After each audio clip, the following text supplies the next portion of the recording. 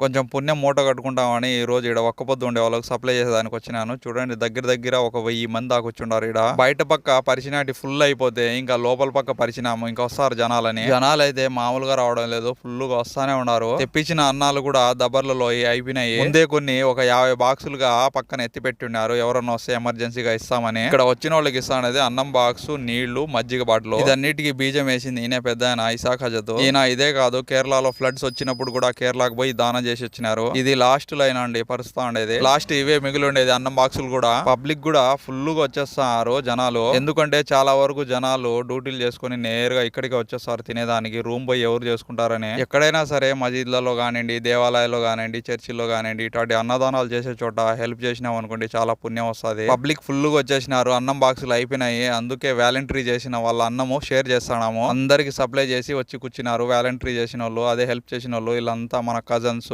Friends అందరూ ఉన్నారు వీళ్ళలో. ఇలాంటి అన్నదాన శుభకార్యంలో ఒక రోజు పాలు పంచుకోవడం నాకు చాలా హ్యాపీ. మీరు కూడా లైఫ్ లో ఖచ్చితంగా ఎక్కడో ఒక చోట పాలు పంచుకుంటారు. కామెంట్